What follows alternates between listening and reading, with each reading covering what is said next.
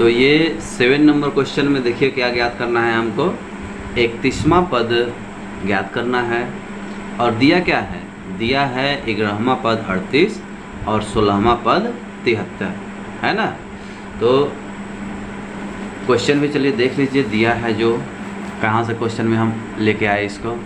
यहाँ देखिए साफ साफ लिखा हुआ है कि उस एपी का 31वां पद ज्ञात कीजिए, है ना। बोल रहा है ना ज्ञात करने के लिए 31वां पद, जिसका 11वां पद 38 है और 16वां पद 73 है। तो जो जो हमको यहाँ से लेना था वो हमने ले लिया। दिया है में जो दिख रहा है आपको, यही हमको लेना था, इसे हमने ले लिया। ज्ञात क्या करना है उसे हम लिख लेंगे। अब देखने वाली बात यह है कि जो दिया है उसी के आधार पे हम क्वेश्चन को चलाते हैं, ठीक है। तो क्वेश्चन को चलाइए। 11वां पद जो लिखा है तो उसको हम A11 बराबर 38 लिख सकते हैं, समझ गए इसको। और इधर जो 16वां पद लिखा है तो A16 बराबर 73 लिख सकते हैं, ठीक है। अच्छा, अब जब आप इतना समझ गए हैं तो आपको ये भी पता होगा कि A11 का सूत्र क्या हो जाएगा, A + 10D बराबर 38 भी हम लिख सकते हैं। ये आपका पहला समीकरण बन रहा है, ऐसा हम लिख सकते हैं। अच्छा, A16 बराबर 73 है तो इसे हम क्या लिख सकते हैं, A + 15D। सूत्र इसी तरह से बनता है, जो यहाँ नंबर है उसमें एक कम करके D लगा देते हैं, +1 कर देते हैं, बराबर 73। ये आपका हो गया दूसरा समीकरण। तीसरे नंबर क्वेश्चन में आप इस तरह का समीकरण बनाए होंगे और फिर उसको क्या करते थे, घटाते थे, ठीक है। तो यहाँ तक हम समीकरण बना लिए। अब इसके आगे चलिए क्या होगा। तो समीकरण फर्स्ट में से सेकंड को क्या करना होगा, हमको घटा देना होगा। यहाँ तक चलिए ये हो गया। अब हम इसको आगे लेकर चलते हैं। तो घटाना होगा। अब घटाने के लिए क्या करना होगा, एक में से सेकंड वाले को घटाने के लिए बोला जा रहा है तो इस वाले समीकरण को पहले हम यहाँ लिखेंगे और उसके बाद इसके नीचे बी वाले को सेकंड वाले समीकरण को लिखेंगे। और उसके बाद घटाने की प्रक्रिया क्या कहती है कि नीचे का चिन्ह बदलता है, प्लस है तो माइनस हो जाएगा, प्लस है तो माइनस हो जाएगा, प्लस है तो माइनस हो जाएगा। अब इसी आधार पे हम सवाल को करेंगे। तो प्लस माइनस क्या होगा, यहाँ प्लस है और यहाँ माइनस है, प्लस माइनस कैंसिल हो गया। यहाँ भी प्लस माइनस माइनस होगा, 15 में से 10 जाएगा तो क्या बचेगा, 5D बचेगा। जिसका चिन्ह बड़ा होता है उसको लिखते हैं। यहाँ भी प्लस माइनस माइनस होगा। 73 में से 38 को घटाना होगा आपको, तो 3 में से 8 तो घटेगा नहीं, तो इससे कर्जा लेंगे 13 में से 8 घटेगा तो क्या हो जाएगा, 5 हो जाएगा। और ये रहा 6 में से 3 गया तो क्या बचेगा, 3 बचेगा, ठीक है ना। और माइनस का चिन्ह यहाँ भी बड़ा है तो उसको लिख देंगे। अब बराबर के दोनों तरफ माइनस है तो इसे हम क्या कर सकते हैं, काट सकते हैं, ठीक है। अब ये D को छोड़ दीजिए यहाँ पास और 35 को छोड़ दीजिए यहाँ पास। ये गुणे में है, इधर आएगा तो किस में हो जाएगा, भागे में हो जाएगा। अब जब इसको हम काटेंगे तो कितना आ जाएगा हमारा, D 7 निकल के आ जाएगा। बस हो गया। 31वां पद हमको ज्ञात करना था। तो 31वां पद हमको ज्ञात करना था। 31वां पद का सूत्र आपके दिमाग में आया ही होगा कि क्या होता है। 31वां पद यानी A31 बराबर A + 30D, यही हो जाएगा ना 31वें पद का सूत्र। तो A31 निकालने के लिए A का मान कितना लेना है हमको, तो A का मान मेरे पास नहीं है, तो थोड़ी सी मिस्टेक हो गई। तो इसे चलिए आगे A का मान हम पहले निकाल लेते हैं, ठीक है ना। तो A का मान निकालने के लिए क्या करेंगे, कुछ नहीं, D के मान को, समझ पा रहे हैं बात को, तो समझ पा रहे हैं ना बात को। A31 हम निकालने गए तो हमारे पास A ही नहीं है, तो पहले हमको A का जुगाड़ करना है। तो हम फिर से वापस इधर आ गए और क्या बोल रहे हैं, D के मान को समीकरण फर्स्ट में रखने पर, अब D के मान को समीकरण फर्स्ट में हम रख देंगे। अब समीकरण फर्स्ट को यहाँ लिखेंगे तब तो रखेंगे, तो ये लिख लीजिए। अब इसमें समीकरण में मान हम रखेंगे तो D के जगह पे क्या रखना है, 7 रखना है। तो आपका 10 × 7 = 70 हो गया, ठीक है। यहाँ 38 हो गया, ठीक है। अब ध्यान से देखिए, प्लस में है उधर जाएगा तो किस में हो जाएगा, माइनस में हो जाएगा। अब 70 में से 38 को घटाना है आपको, ठीक है। प्लस माइनस माइनस होता है इसलिए घटाएंगे, तो 0 में से नहीं घटेगा तो इसको कर्जा लेंगे, 10 हो जाएगा। 10 में से 8 गया तो 2, और ये 6 रह गया, 6 में से 3 गया तो 3। माइनस का चिन्ह बड़ा है, ये 70 बड़ा है, इसका चिन्ह माइनस है, तो यहाँ आपको माइनस लगाना ही होगा। अब ये आपको ए निकल के आ गया।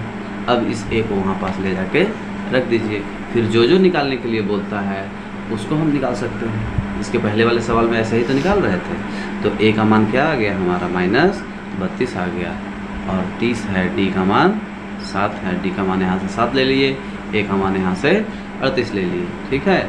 अब देखिए क्या हो जाएगा, -32 है, गुणा पहले होता है तो 7 का 30 में गुणा कर देंगे तो 7 त्रिक 21 और 1 तो 0 आ जाएगा। ये शॉर्टकट गुणा का तरीका है।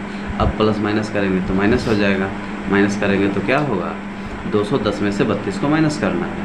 तो आप यदि मुंह जवानी नहीं कर पाते हैं तो आप सीधे इसके नीचे लिख के कर लीजिए, है ना। इकाई को इकाई के सामने, दहाई को दहाई के सामने। अब देखिए 10, ये कर्जा लेंगे, 10 में से 2 गया 8, यहाँ फिर से 0 हो गया, फिर कर्जा लेंगे, 10 में 3 गया 7, है ना। यहाँ बचा 1, और प्लस का चिन्ह बड़ा है इसलिए आंसर में हम क्या लिखेंगे, प्लस का चिन्ह लिखेंगे। तो जो आपका 31वां पद है वो कितना आ गया, 178 आ गया, ठीक है। ये रफ कार हो गया, ठीक है। ये देखिए 8 नंबर क्वेश्चन क्या कह रहा है, लिखा है कि एक एपी में 50 पद है।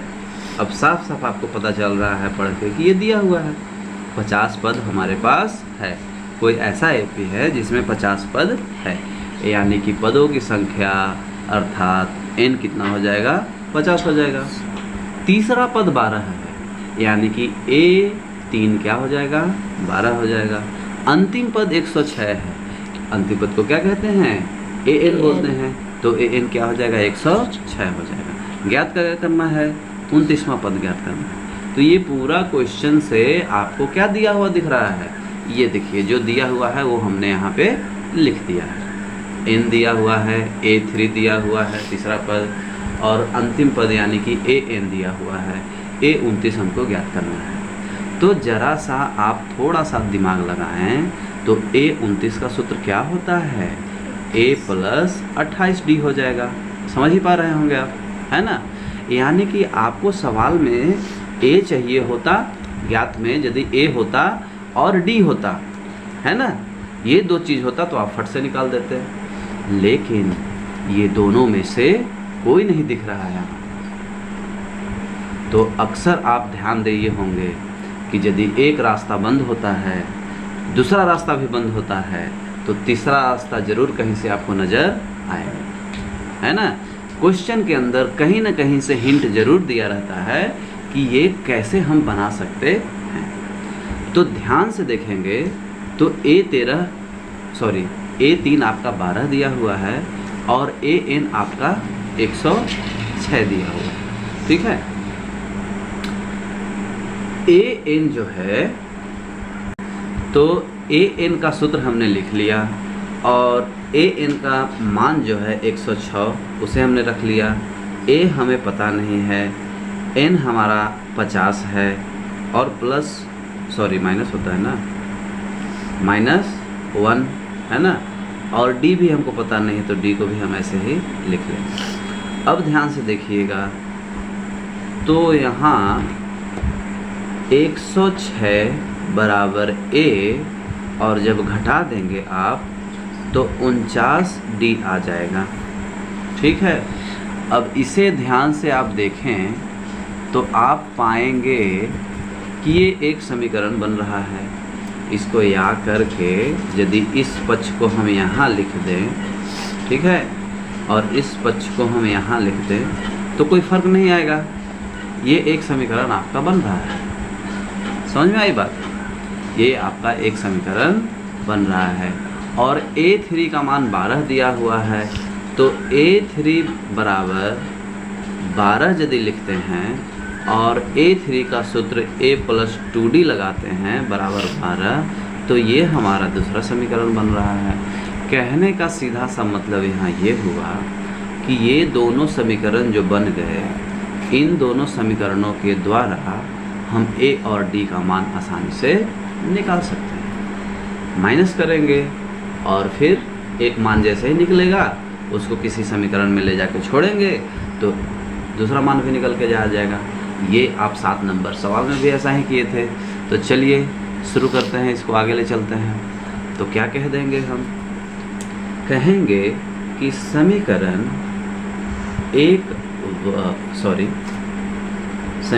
एक में से 2 को हम क्या कर रहे हैं? घटा रहे हैं। तो एक समीकरण को हम यहाँ लिख लेंगे, तब तो 2 को उसको नीचे रख के घटाएंगे। अब 2 वाले समीकरण को यहाँ लिख लिए, ठीक है। अब इसको हमें घटाना है, ठीक है। इसे हमें क्या करना है? घटाना है। तो घटाने के लिए क्या तरीका है? घटाने का सिंपल सा तरीका ये है कि नीचे का चिन्ह बदल देना है। प्लस है तो माइनस हो जाएगा, प्लस है तो माइनस हो जाएगा, प्लस है तो माइनस हो जाएगा। प्लस माइनस क्या होगा? माइनस, तो ये कट गया। यहाँ प्लस माइनस माइनस होगा। 49 में से 2 को घटाना पड़ेगा आपको, तो 47 आएगा और डी लिखेंगे। यहाँ भी प्लस माइनस माइनस होगा। 6 में से 2 जाएगा तो क्या बचेगा? 4 बचेगा। और 10 में से 1 गया तो क्या बचा? 9 बचा। तो इस तरह से आपका जो है डी बराबर क्या हो जाएगा? 94, और गुणे में है तो इधर आएगा तो किस में हो जाएगा? भागे में हो जाएगा। 47 दूना 94 होता है। 47 दूना क्या होता है? 94। आपको नहीं समझ में आ रहा हो तो आप रफ कार्य में गुणा करके देख सकते हैं। 47 गुणा 2 करेंगे तो 7 दूना 14, यहाँ से 1, 4 दूना 8 और 1 9, 94 हुआ ना। तो इस तरह से आपका जो है यहाँ क्या आ जाएगा? 2 आ जाएगा, यानी कि डी आपका निकल के आ गया 2, ठीक है। अब हमको ए पता करना है। ध्यान से देखिए, यहाँ रफ कार्य में हम क्या किए हैं? ये रफ कार्य में हम 29 निकालने के लिए हमको ए और डी की ज़रूरत थी। डी हमारे पास आ गया, अब ए का ज़रूरत है तो कोई दिक्कत नहीं, यहाँ तक हो गया। अब इसके बाद हम क्या करेंगे? कह देंगे कि समीकरण सेकंड में, अब ये सेकंड देखिए आसान है इसलिए हम सेकंड में जा रहे हैं। सेकंड में डी का मान रखने पर, सेकंड में हम डी का मान रख देंगे तो सेकंड समीकरण हम पहले यहाँ लिखेंगे तब तो डी का मान रखेंगे। तो सेकंड समीकरण में हम यहाँ लिख दिए, है ना, कि डी का मान हम रखने जा रहे हैं, ठीक है।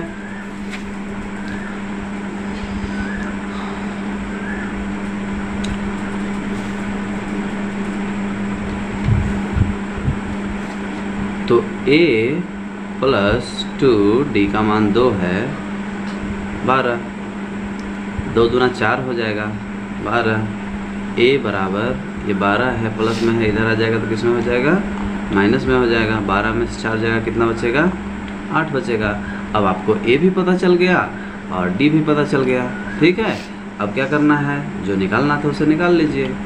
सीधा सा मतलब समझ में आ रहा है ये कि जो भी क्वेश्चन में होता है डिमांड कि ये निकालना है तो उसे पहले न निकाल के उसमें जो ज़रूरत है हमारा, उसे निकालने के लिए जो ज़रूरत है यानी कि ए और डी का ज़रूरत था, तो पहले हम उस पर फोकस करेंगे कि ए और डी हम कैसे निकाल सकते हैं। और उसके लिए क्वेश्चन के अंदर ज़रूर कहीं ना कहीं हिंट दिया होता है। इसीलिए कहते हैं कि क्वेश्चन में कुछ बातें आपको बताई होती है और कुछ बातें वो आपसे पूछता है, ठीक है ना। तो अब हो गया, ए का मान आप 8 रख दिए, यहाँ 28 है, डी का मान 2 रख दीजिए, तो 8 + 28 दूना 8 दूना 16 हासिल 1, 2 दूना 4, 1 5 56, 56 में 8 जोड़ देंगे, 8 6 14 के 4 हासिल 1, 5 1 6 64। आपका A 29 कितना आ गया? 64।